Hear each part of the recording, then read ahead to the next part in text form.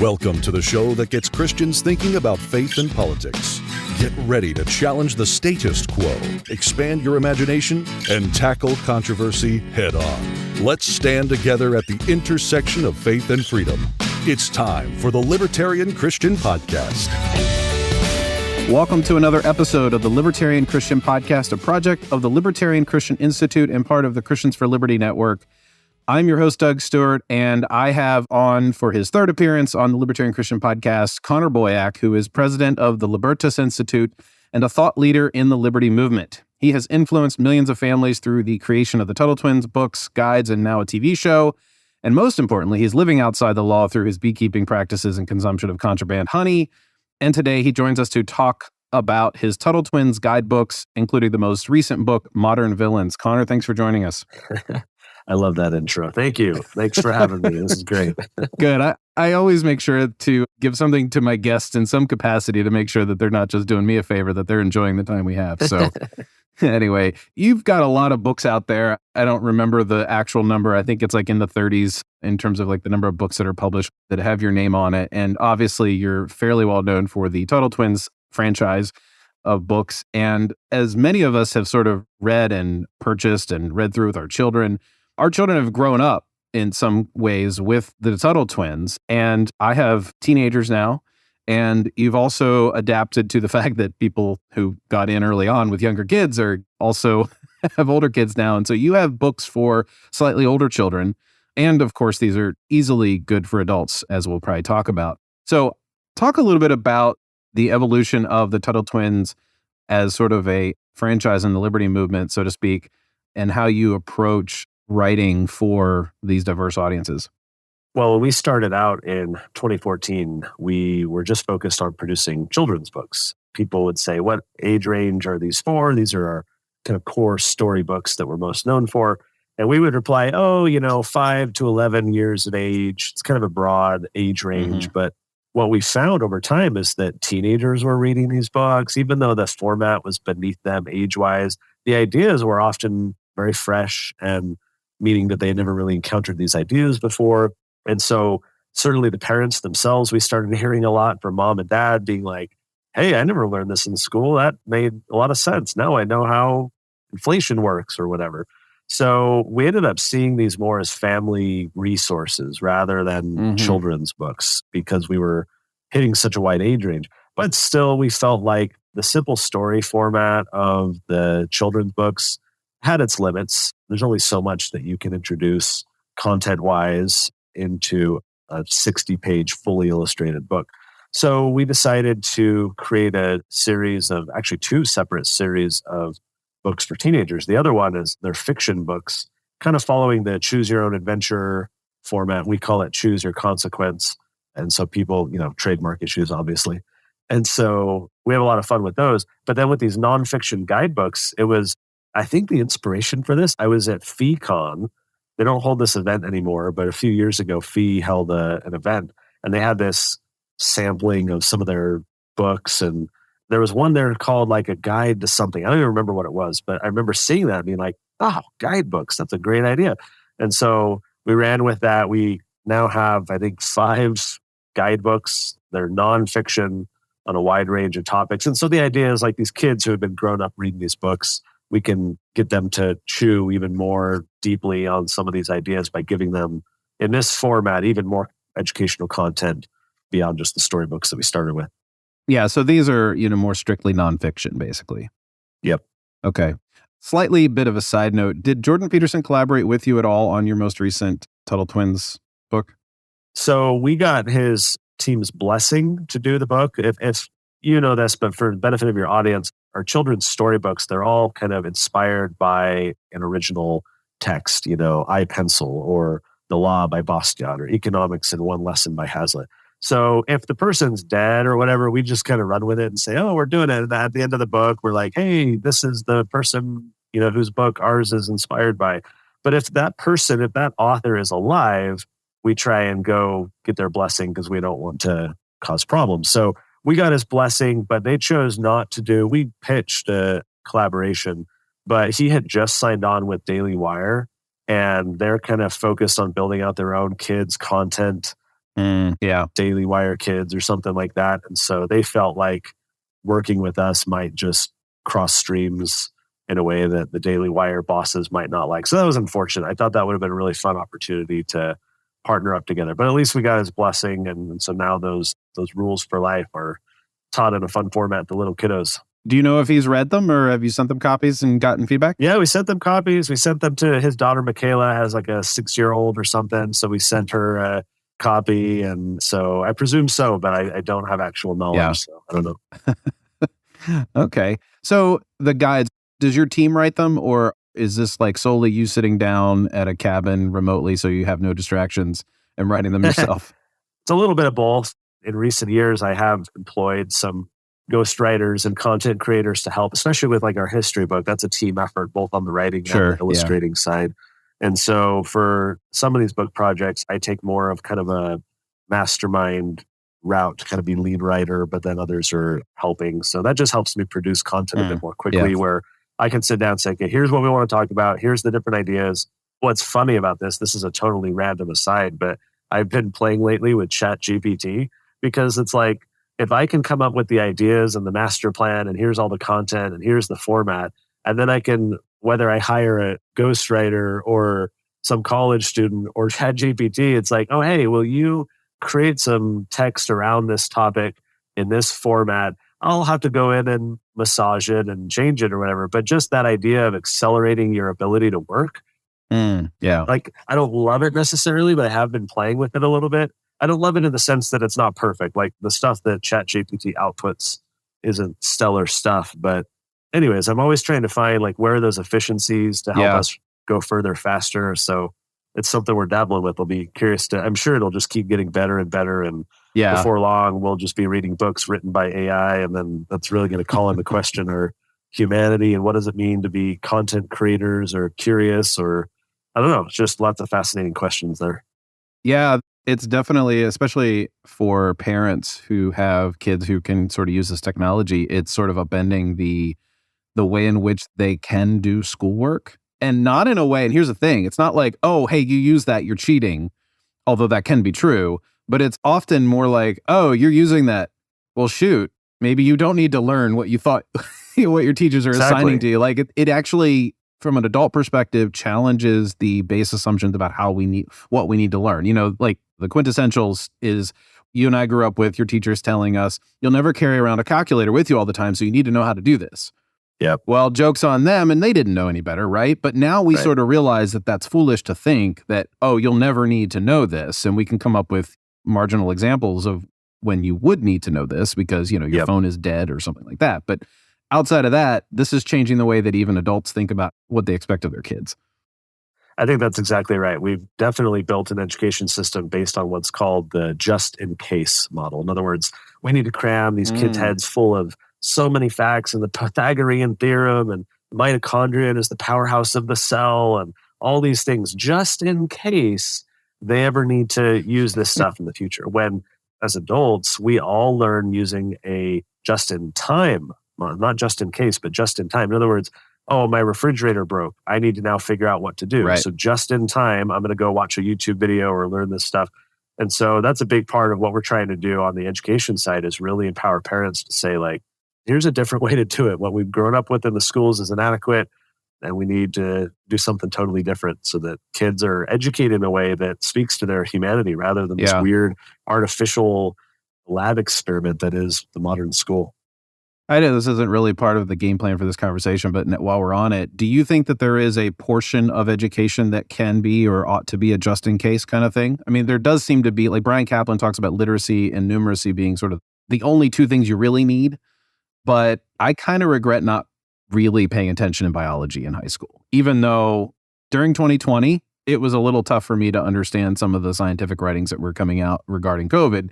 And I was just like, it's a little over my head. So I talked to Norman about it because he's a scientist, but you know, not everybody has Norman Horn to talk to explain tough concepts.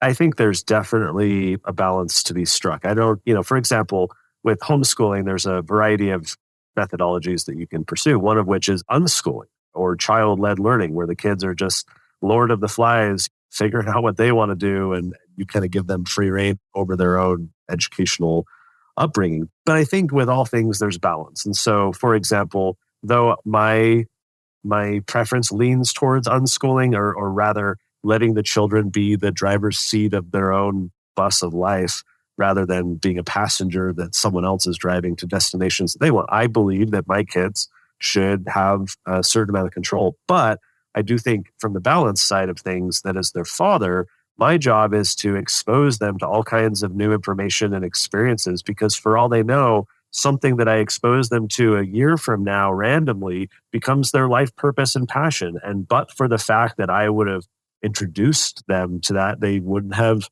encountered it. So I feel like my role is kind of like the just in case, just in time. It's like, yeah, I do want to expose you to all these different concepts and give you these experiences just in case that ends up being part of your future. And so I do think there's a role for that, but I don't think that it should be an entire system where children are deprived of the flexibility they need to just focus on what interests them. So I guess balance is really what's important. Yeah, no, that's good. All right, back to our regularly scheduled programming. Tell us a little bit about modern villains. It's a little bit of a different approach in some sense, this guide. What was the idea behind it? How did you come up with the idea to see this as an important book? Well, as you know, we were talking before the show about our American history book, and that came out last July, but we've been working on that for like 2 years. And so we were really focused on history. And the way that we kind of market that particular history book is with the quote that we're all familiar with, that those who don't learn from the past are condemned to repeat it. And we all know this quote. We just suck at doing anything about it, right? Because kids today are not taught to learn from the past. They're simply taught about the past, if they're even taught much about the past at all. And so that's a very different teaching methodology. Teaching about the past is more like the passive museum experience, right? It's like, oh, look what they used to wear. Look at the muskets they fought with. Here's some hardtack that they had to eat. Okay, kids, on to the cafeteria. Time to continue with our day. It's a very passive review about history, learning about it. But when we learn from it, we shift our mindset and we're focused on extracting ideas and principles, values that can inform how we live today. So while we were working on that American history book, I was separately kind of thinking about the fact that we have just these modern totalitarians, and we got North Korea and China and United States of America and all these people who have just amassed massive amounts of power. And so I was thinking about the historical lessons as it pertains to some of the worst authoritarians throughout history. And what lessons can we learn from their rise to power and their rule? This had a danger. When we first started working on this, I was a little bit nervous because I didn't want it to become a book where we just share all these dark stories of horrible people throughout history and all the brutal murders and everything. Like that could just be an awful book for teenagers to read. Michael Malice just did us a favor with The White Pill lately. I just finished that. That's dark, man. So we already have that out in the world. It's really, really good. It's really worth reading. But that's already out there in the world, and you didn't want to create that. Didn't want to create that, especially for little kids, not little kids, but teenagers. We didn't want to go that route. So the focus that we took was, we want to teach you who these guys were. I mean, they were all guys and what they did. But by understanding how they rose to power and understanding how the people around them supported this individual or tolerated this individual or collaborated with this individual, right? That's where the lessons are. It's not in the individual who rose to power. It's in the people. It's in the climate, the culture, the circumstances, because that's where I feel like we can observe, oh, wow, look, when Mussolini or Mao or Castro or whatever, when these people were trying to rise to power, look what they said to the people. Look at the political climate at the time and how people were desperate for a savior. Yeah. And so they were willing to tolerate this guy because he claimed to have a program to solve all their problems. So that's where we can start to be like, oh, okay, these people throughout history, like why did the Germans, there's a fascinating book called They Thought They Were Free, which I highly, highly recommend. It's written by Milton Mayer. He was an American journalist of Jewish heritage and German descent. During World War II, this guy is losing his mind because he's a journalist, so he's curious about what's going on in Germany. Because he's a German, he feels a kinship with these people. As a Jew, he's horrified with what's happening to the Jews. Right. And as an American, he's, appalled by what's happening.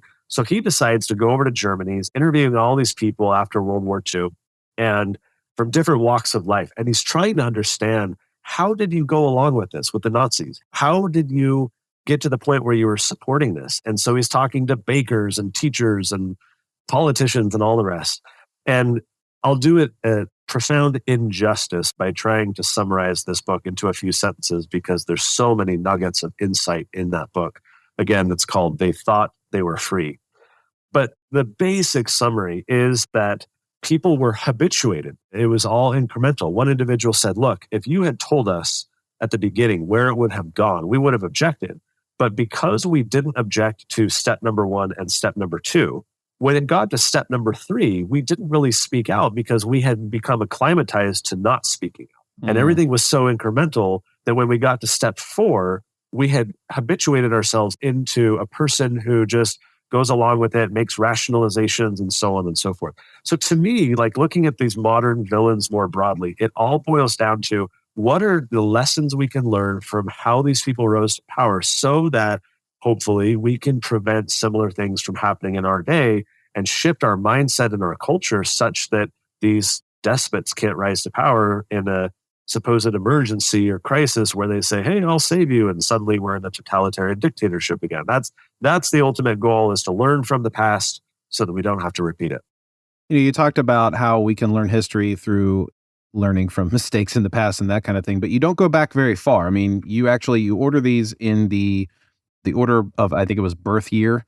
So that's how you ordered your chapters. And so it starts with Napoleon, which is not really that far back. I mean, it is for, I guess, a 15-year-old, but why not go further back? Well, I was trying to figure out the right approach here, because at first it was the Tuttle Twins Guide to the World's Worst Villains or some, and then I'm like, okay, do we go back to Genghis Khan? Do we go back to, and so we decided to focus more on recent villains from the past couple of centuries for a variety of reasons. The chief one being that, well, 2 reasons. Number 1, there's more original sources we could draw from and factual information where we could kind of hang our hat on and say, this is what happened. When you go back a millennia, it's just hard. So much of it is wrapped up in myth and legend and so forth. And so we liked that there was going to be far more information, but then also to the point that you made that even for a teenager, maybe it still feels long ago.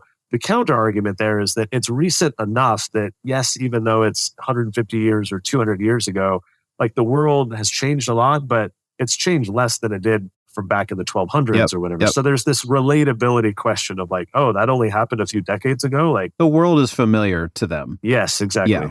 Yeah, for sure. So this, obviously, even since Napoleon, you probably could have doubled the length of the book if you wanted to.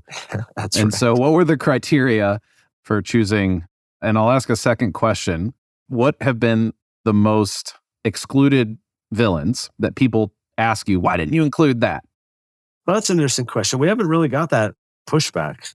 We started with a longer list. It's been a year or something, so I'd have to go back and find it. But there were other people. We didn't really have like a set criteria. Ultimately, it was this question of like, who do we think should qualify to be in like a top 10 list? And I think we ended up with like, 15, 20 or something like that. But we were trying to focus on who are the ones that, yes, did a lot of bad things, but also that there's some insights there that we can glean, again, for that purpose of learning from the past. If there was something that just happened in a very like time-limited sense and there wasn't this broader cultural context, that felt like a story maybe less worth sharing.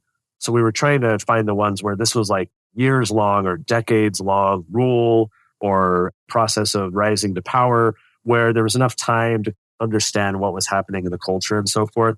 The real question I get asked, and maybe you were planning this for later, but I'll bring it up now just in case you weren't. The real question I asked is, well, it's a 2-part question. Number 1 is, why did we include a United States president?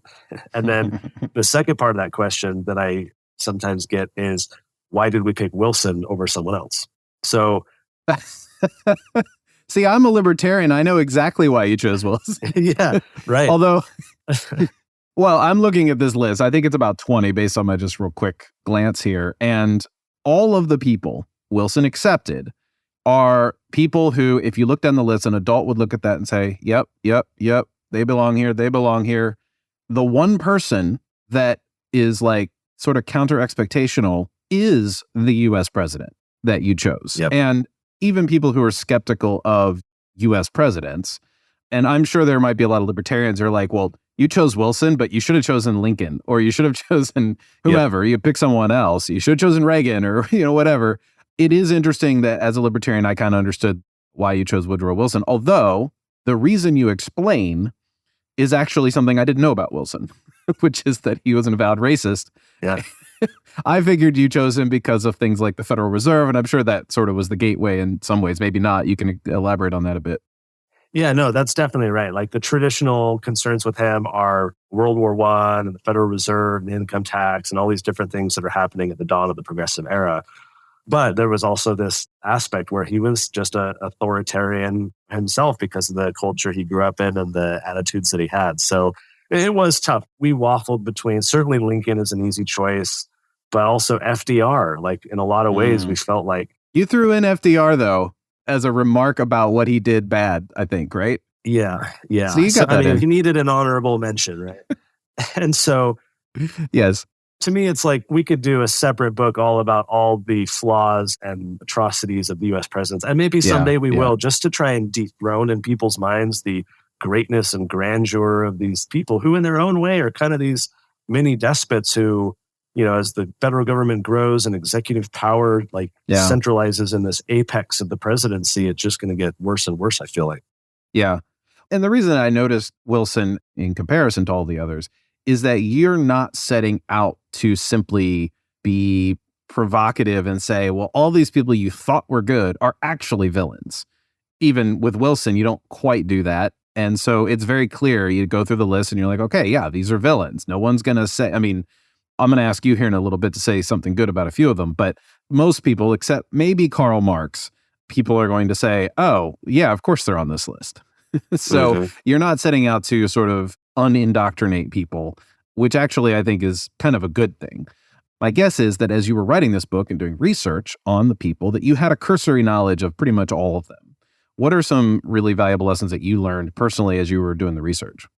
So one of the things that stood out to me was the patterns that were kind of consistent through so many of these stories. A lot of times there was like abuse in the home, there was neglect, fatherless household, this kid feeling victimized and having to kind of overcompensate for that, So there were definitely some interesting familial dynamics that were in play.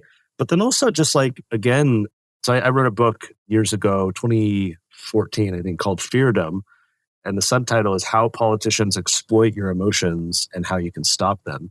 And I wrote that book kind of in a post 9/11, like reviewing the war on terror and how everyone had been scared into surrendering their freedom in the name of safety, kind of the Benjamin Franklin idea. Right. And I looked at stuff from decades before and so forth, but it was very heavily post 9/11 influence. And when I published the book, I was kind of sad in the sense that like I felt that book would never not be relevant just because that's such a cyclical thing where people get scared into, we talk about this in the Tuttle Twins and the Leviathan crisis, just how Leviathan or the state grows because we're repeatedly scared and so forth. So to this pattern that we see with these villains, less on the side of the villains, but again, that cultural context, again and again and again, what you see are people who are scared. The community, the citizenry, they're worried about some threat. They're worried about economic privation. They're worried about some external threat. And so inevitably, these dictators are able to offer a supposed solution to the problem. And that's something you see throughout so many of these stories of that pattern. You see it here in America too. And that to me is like the biggest, there's that quote, fool me once, shame on you. Fool me twice, shame on me. In other words, I should have learned enough to not be fooled again. And yet we as a people are repeatedly, we fall into this trap. So it's something we see in the historical record from so many of these villains. It's something we see in modern America. I don't know how to solve for that. Like that's the biggest thing on my mind is that, can you mitigate that? One silver lining of all this COVID stuff, you might say that so many people have been red pilled and we would never let that happen again. And I just don't believe that. Like, I believe there's some tiny minority who will, again, like even with COVID, when people were saying no to the vaccine or mask or whatever, and there were people who were seeing through some of the shenanigans, they were a minority. So maybe our minority is like slightly bigger, but I feel like humanity, again, is going to fall into these same traps. So that's something where, as I was doing the research on this, it's like, oh, yeah, again and again and again, you see that pattern emerging. Yeah. I'm with you. I do believe that it can happen here. It can happen again because every generation has its own way of processing and understanding the misdeeds of the past. And here we are 30 some years after the fall of the Soviet Union, and we are debating in our own country the principles that supposedly were part of communism. And we're debating them at a level of there are actual people who believe communism is workable that are elected. I don't think you and I growing up thought that that was even possible. The fall of the Soviet Union, it's over, right? All those people went somewhere. Yep. As I'm reading your book, you make a comment in the chapter about Karl Marx, about him being an anti-Semite. And there were a handful of sort of personal things about Marx that most people would look at that and say, yeah, that's pretty unsavory. He was probably a bad husband, or he was a bad husband. How valuable is that kind of thing when you're telling kids about a person's character and stuff? Because you could probably do that for like the Tuttle Twins Guide to Heroes, right? Mm-hmm. And so painting the story about a person's character in such a way that makes us just dislike them because they cheated on their wife or they lived off inheritance while eschewing wealth. I guess I wonder how valuable is it to tell somebody that, oh, he was an anti-Semite and had all these bad things. It seems a little bit ad hominem. Yeah. And I often wonder, I'm not saying that you did anything wrong. I'm just like, I don't understand the value of this in your mindset.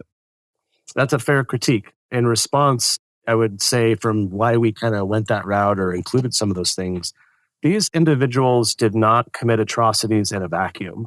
So part of it for us was like, what are all the little factors that added up to produce this person? And what was their upbringing? What was the cultural environment? What were their aspirations? But then also like, what were some of their broader attitudes and faults and personal foibles that might have contributed to them becoming the type of person that they did? So what we were really trying to get at is just a peek inside of who this person is and all those variables that made them up. I do agree with you, like you can go too far and bring up unrelated things in this ad hominem way, and maybe we overextended ourselves a little bit. But the intent was to say, if we want to understand how some of these complex characters rose to power and were able to do what they did, we got to see that like there's these broader social breakdowns and personality issues or mental disorders or all these things that if left untreated or unresolved, can compound into producing a person of this type. And so maybe by understanding the need for committed marriage rather than serial adultery or racial equality rather than anti-Semitism or whatever, right? Just this idea that like a person who has a checkered past might be a little bit more, I don't know, predisposed to becoming more of an authoritarian. So that was at least the intent, trying to figure out like what makes these people tick. And what happened in the past that led them down this path. Yeah, no, I think that's a fair answer. And I should probably be clear. I actually know about Marx that he was an adulterer. I don't know if you actually mentioned that in the book. So I wanted to be clear to our listeners that I wasn't saying that you said that. I'm kind of like skimming the book here. I'm like, did you actually say that? I don't know if we you did. included Yeah, that. we did. Oh, you did. Okay. Yeah. Okay, you did. Yep. So anyway, I wanted to make sure that I wasn't infusing my knowledge of Karl Marx. I think it was Peter Singer. Yeah, it was Peter Singer wrote a book in like one of those like Oxford introductions back in like 1982 on Karl Marx. And I remember reading about this stuff. And then I read another bunch of things about Karl Marx. I'm like, wow, Singer really didn't highlight some of these things.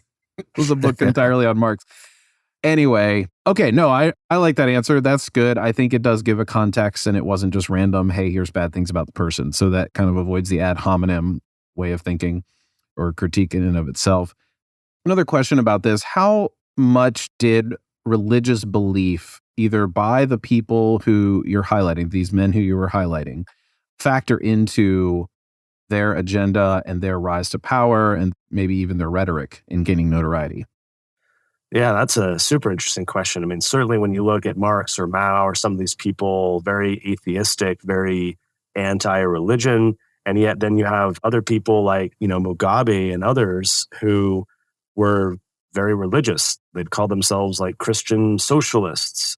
Mugabe, for his part, he went to a missionary school when he was a kid, and he went to mass all the time. And so over and over again, you see a lot of these individuals, whether from an anti-religion perspective or this kind of weird nationalistic, I would call it a corrupt Christian perspective, are trying to impose their values and whims on other people. So there was kind of a mix, right? Some of these villains had a religious background, others had quite the opposite. And that didn't really seem to be necessarily an indicator of are religious people less likely to become dictators. And I don't know. It's kind of a mixed bag. And it feels to me that there were plenty of people who, despite having a Christian background, did not really let Christianity per se inform their political aspirations and attitudes. Yeah. It's almost like this compartmentalized thing. Like, oh yeah, I went to, mass, or I went to Bible school or whatever as a kid, but that's a completely divorced reality from the present circumstances that I'm in today. And to me, as Christians, we should absolutely be intertwining our faith with our so-called politics, because it's a standard of living in general, not just, oh, on Sunday I act this way and the rest of the days I just do whatever I want and think best. And so that's what you see in a lot of these people. Despite having a religious background, it doesn't appear to have influenced their adult lives in any substantive way. Yeah. Hi, everyone. This is Alex Bernardo. If you're enjoying this podcast, you may want to check out the other shows in the Christians for Liberty Network, such as my podcast, the Protestant Libertarian Podcast, where I explore the relationship between biblical studies, theology, political philosophy, history, and economics. The Christians for Liberty Network is dedicated to bringing a variety of content you love, just like what you're hearing on this episode right now. Go ahead and finish this great episode, then you can go and check out the Protestant Libertarian Podcast. All right, I'm going to put on my leftist hat for just a moment for one question. All right. Why aren't women represented in this book, Connor? Oh, man. We looked around. We tried to find, all women are good. Is that the message? Right, exactly. Feminists should love this book. It's just a man-hating book. The sad nature of a patriarchal type of society is that men, by their nature, are likely more aggressive and more willing to do these things, and historically governments have been primarily run by men over the decades and centuries. So we actually tried to, just like we kind of picked one U.S. president to throw in there, we're like, there's got to be a woman. There's got to be some, but like, I mean, were there any candidates that were like, okay, let's consider this person? I couldn't find any. So if anyone knows of a good one, maybe. What about the founder of Planned Parenthood? Yeah, there you go. That's actually not a bad idea. You might go with that. Sanger. Yeah, Margaret Sanger. I think that's who it was. I mean, for us, like, there's certainly women who have ideas that we object to from an outside perspective, but kind of the criteria here was these have to be people in political control. And so that, by its very nature, kind of excluded these women like Margaret Sanger and others who I might have wanted to include. What about Thatcher? Could you have included her, maybe? That's interesting. Wasn't she the one? No, that was Madeleine Albright who said that it was worth it to kill all the kids in Iraq. Yeah, right? But she wasn't quite in your political power criteria. Yeah, she was more like a secretary role or whatever she was. An advisor. Only Trump had lost, you could have included a woman. Clinton, I know. I was waiting. We were waiting to publish this book to see. No, just kidding. But we can always issue an addendum or a revised edition. So if Kamala Harris ever becomes president here, we'll have to issue a corrected version to throw a woman in there. All right. Well, that's an acceptable answer to me, at least. I don't know if other feminists would want to hear this and say, no, we need to have representation. We can send you some. All right. I need you to say something, even if it's fairly trivial, something good about the following people. Tell me something good about Adolf Hitler. Something good about Adolf Hitler. He had a very strict health code. And so, well, at least publicly, some of these people had very different public and private lives, but publicly held himself out for having a good health code. What's interesting, like for my faith, where we have like this word of wisdom, this health code, back decades ago when all this was happening, they're like, oh, look, Hitler has a health code, kind of like we do. I'm like, are you insane? What are you? like, oh, man. All right. Say something good about Karl Marx. Karl Marx. Oh, gosh. He was even though I totally object to his ideas and kind of the foundational premise, he was an interesting thinker. Like when you actually read Das Kapital or whatever, like, I don't know, there's some interesting stuff in there that he's not an idiot. He had a lot of foibles and laziness and mooched off people, but he had a very kind of interesting mind. I wish it would have been applied differently, but it's a smart dude. I'll give him that. Okay. All right. Woodrow Wilson. Oh, Woodrow Wilson. So what to say good about this guy? I'm going to go a bit abstract. I feel like a lot of these people, they have, I don't want to call them good intentions, but like they're not inherently evil. A lot of these aren't necessarily evil people. I don't think Woodrow Wilson was totally evil. I think he was so caught up in his worldview and this progressive mindset that he felt like, when you look at Edward Bernays, for example, who right at the same time he's writing propaganda, he's working with Wilson and selling the World War I to people and propagandizing the public. These people felt like what they were doing was for an important purpose, almost like they were having to orchestrate kind of the chessboard in a way that would have the best advantage, but they felt like they could manipulate people and move them around. So I want to say, what I might say nice about Wilson is that, like with FDR and others who have this very kind of progressive mindset, I think they have, I don't know, an okay heart, much like people who are saying $15 minimum wage or more welfare. Like, these people are trying to help other people. They don't want people to suffer. They want good outcomes. So I think the intent is often decent. It's just the means and the implementation sucks and is counterproductive. Yeah. But I do think that there's at least a noble intent with Wilson and others like him. Yeah. Okay. Well, in the spirit of asking you some simple questions, I'm going to do a lightning round, if you're okay with that. I've got 10 questions here. These are somewhat related, not entirely about the modern villains thing, but this is just about getting to know you and some of the ways you think. All right. Do you know your Enneagram number and or your Myers-Briggs personality type? I know Myers-Briggs. I'm ISTJ. Okay. Is Twitter doomed to failure under Elon Musk? Definitely not. I think he's going lean and mean, and I'm actually bullish on Twitter. I think he gave a presentation recently where it was all about, that's where like the world's greatest thinkers are. They're not on Instagram or Facebook. All the big thinkers are there. So I'm optimistic for Twitter. Okay. What is your go-to for non-local news consumption? Honestly, the way I approach news is I let social media curate news for me. So if I see the same news article bubble up 4, 5, 6 times, I'll finally go read it. So I let others be kind of the filter to see what's important. So social media is kind of my news filter. Okay. What is the most significant threat to the liberty movement right now? The people inside the liberty movement and their counterproductive infighting and waste of energy. I compare it to letting off steam. We're great keyboard warriors and tweeters and all the rest, and we're letting off steam with all our criticisms. But steam, if channeled and collected and channeled and applied, can power a friggin' locomotive. We can do amazing things with that energy if it's focused.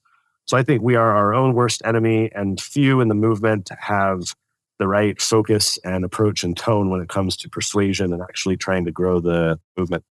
Either you're really good at metaphors off the cuff, or you've already rehearsed that locomotive steam. Oh, I've used it a few times. That's one of my go-tos. Okay. I was like, wow, that's impressive. What's the most threatening cultural phenomenon in America right now? Gender ideology. And the reason I picked that one is because I think the broader underlying current is a war on truth.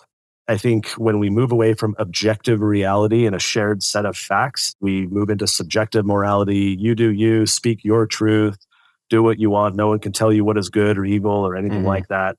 Except us. Except us. Yeah, we'll tell you what's right. White person. So I think gender ideology, just questioning the nature of humanity itself and whether people identifying as something means that they're truly that thing. It's a frontal assault, ultimately, I think, on this question of what is objective reality.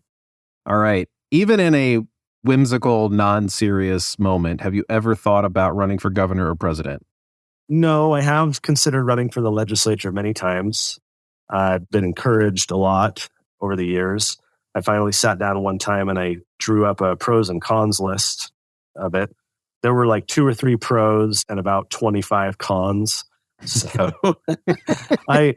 in the position that I'm in, running this think tank and being able to do everything that we do, I feel like I have far more influence than if I was stuck having to sit in committee meetings or deal with issues I didn't care about. So we're able to laser focus on moving the right ideas forward, and having a bit of independence like that, I think, makes us more effective than if I were to run for office. All right. If you were president, what role would you assign Tom Woods in your cabinet? Ooh, that's a fun one. I don't know. That's tough because I'm thinking like Secretary of State, and we can get some fun foreign affairs stuff, but Treasury would be interesting. He's got an economics background. Honestly, I think I'd make him my press secretary. I think I'd have him that's go talk good. to the media every day and respond to their You questions. sure you wouldn't want Michael Malice doing that part, though? Oh, that's a good. Yeah, he'd be fun. I think he might be Tom for the job, at least on that front. Yeah. No, that'd be All right, fun. what Maybe about? I'm going to throw you an easy one here. What would you have Scott Horton do? Oh gosh, yeah, no, Secretary of so-called Defense. Yeah, right. Secretary of Offense. War Secretary. Yep. That's a great, you see Scott Horton on Fox News doing an interview, and it's like, Scott Horton, War Secretary. Those are words you'd never see. All right, last one, Dave Smith. What would I have Dave Smith do? I think I would have him be Secretary of Education. I think he'd be someone good to help shut that thing down. Okay, I can see him that's having a good lot one. of fun with that. Yeah. You've done a lot of travels. I'm sure you've met with a lot of great people. What respected person have you yet to meet but would love to have dinner with?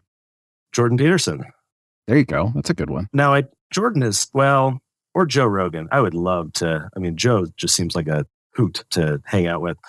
But yeah, no, I think Jordan Peterson has affected so many people's lives positively. He's very interesting on Twitter now. He's become much more bellicose and snarky and snippy with people. But the dude is just such a deep thinker, and I would love the opportunity to sit down and connect with him. Yeah. How big of a threat is AI to human flourishing? I've been thinking a lot about this.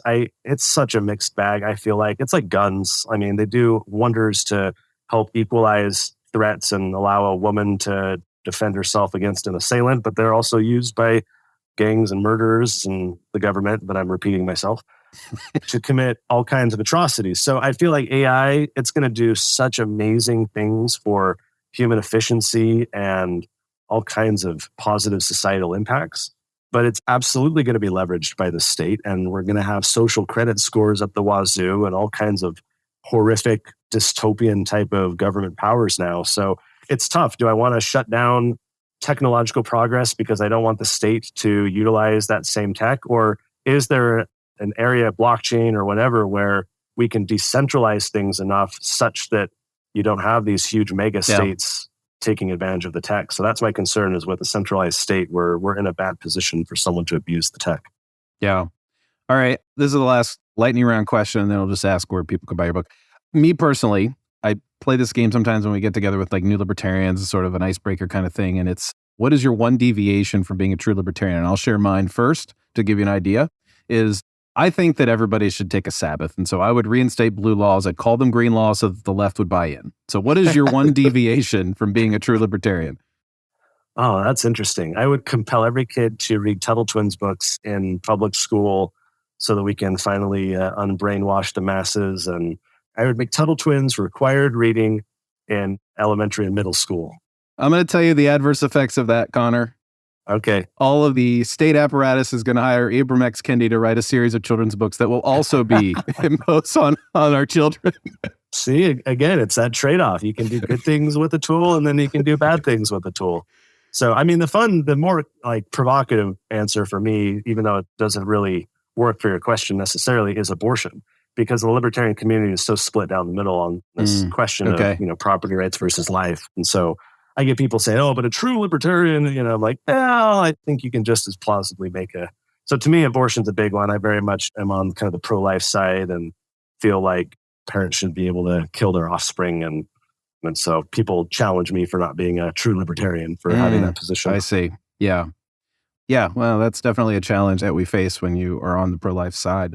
So where can people buy the Tuttle Twins Guide to Modern Villains? And are there perks for them buying it at a certain place versus just ordering it somewhere else? So it's on Amazon, but yeah, we sell it at TuttleTwins.com/products. And then you'll see the whole product list.